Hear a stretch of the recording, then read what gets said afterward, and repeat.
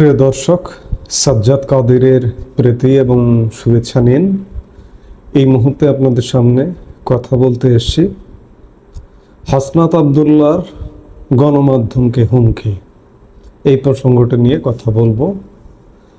সমন্বয়ক থেকে এখন এনসিপির নেতা, দক্ষিণাঞ্চল মুখ্য সংগঠক হাসনাত আবদুল্লাহ, তার নিয়মিত প্র্যাকটিস বাংলাদেশের গণমাধ্যমকে হুমকি দেওয়া। এমনকি সরাসরি তিনি নিজে গিয়েও অনেক গণমাধ্যমকে হস্তক্ষেপ করেছেন। ইতিমধ্যে গণমাধ্যমে হামলা পর্যন্ত হয়েছে গত বছরের 5 আগস্টের পরে। আরও আমরা গণমাধ্যম নিয়ে গণমাধ্যমের সামনে জ্যাফত হতে দেখেছি। ফ্রান্স থেকে ইন্ধন দিয়ে গরু জবাই করে খাওয়া দাওয়া করতে দেখেছি প্রথম আলো, ডেইলি স্টারের সামনে। সেটি যেই গণমাধ্যমই হোক না কেন, গণমাধ্যম একটি স্বাধীন সত্তা। গণমাধ্যম সাদাকে সাদা বলবে, কালোকে কালো বলবে, এটি হচ্ছে গণমাধ্যম।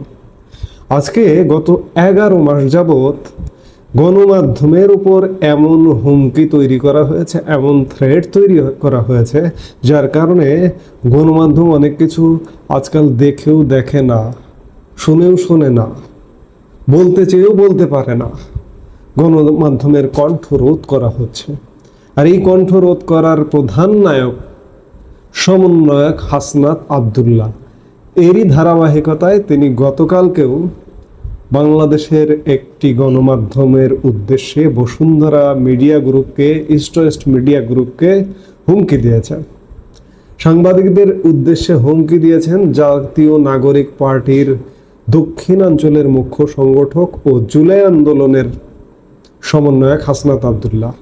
রবিবার রাত 8টার দিকে রাজশাহী নগরীর রেলগেট এলাকা থেকে শুরু হয়ে 0 পয়েন্টে গিয়ে শেষ হওয়া এনসিপির পদযাত্রায় অংশ নিয়ে তিনি এই হুমকি দেন। পদযাত্রা শেষে 0 পয়েন্টে অনুষ্ঠিত সমাবেশে তিনি বক্তৃতা করেন। বক্তব্যে হাসনাত আবদুল্লাহ বলেন, খনি হাসিনার পক্ষে বসুন্ধরার মিডিয়া যে ভূমিকা পালন করেছে আমরা তা ভুলে যাইনি। বসুন্ধরা গ্রুপের সাংবাদিকরা আবারও নগ্নভাবে অপরাধের বৈধতা দিতে মাঠে নেমেছেন। তারা আরেকটি 1-11 ঘটানোর ষড়যন্ত্র করছেন। জনগণ তা কখনো বরদাস্ত করবে না। কোন জনগণ?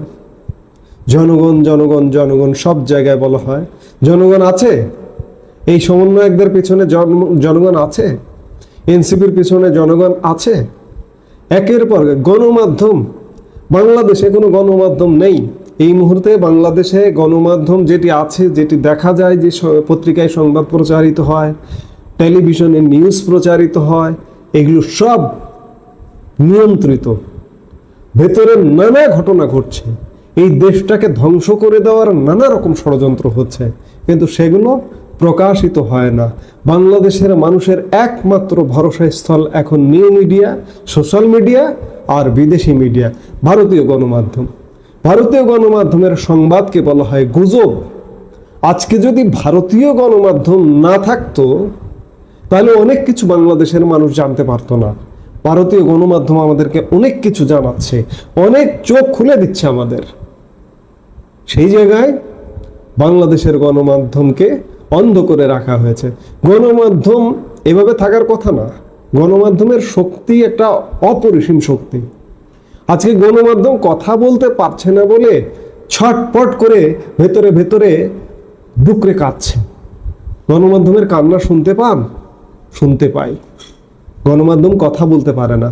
আজকে হাসনাত আবদুল্লাহ যা শুরু করেছে, হাসনাত আবদুল্লাহর এই কর্মকাণ্ডের বিপরীতে গণমাধ্যমের কি করা উচিত?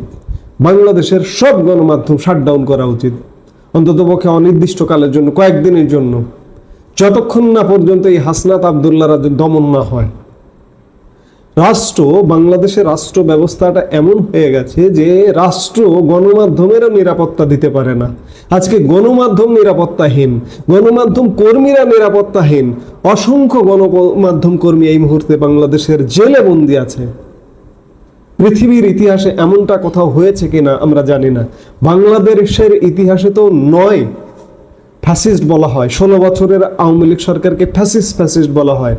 কোন লীগ, সেটি ছাত্রলীগ থেকে শুরু করে মাঝখানে অনেকগুলো অঙ্গ সংগঠন আছে, সেগুলো সহ মূল আওয়ামী লীগ কোনোদিন গণমাধ্যমকে এমন করে হুমকি দিয়েছে? আমরা গত 16 বছর দেখেছি। বিএনপি ক্ষমতায় ছিল দীর্ঘদিন, বিএনপি 2 মেয়াদ 3 মেয়াদ, খালেদা জিয়া 3বার প্রধানমন্ত্রী ছিলেন।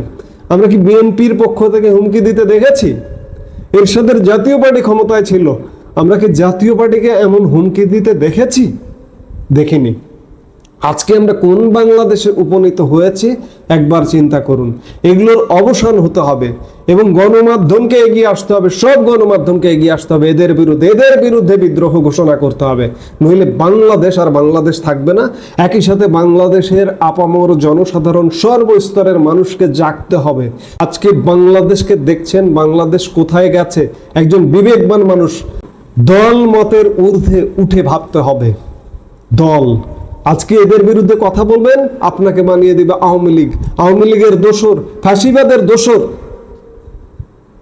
এগুলো থেকে বের হতে হবে, নইলে বাংলাদেশকে কেউ বাঁচাতে পারবেন না। এই মুহূর্তে এ পর্যন্তই। সবাই ভালো থাকুন, সুস্থ থাকুন।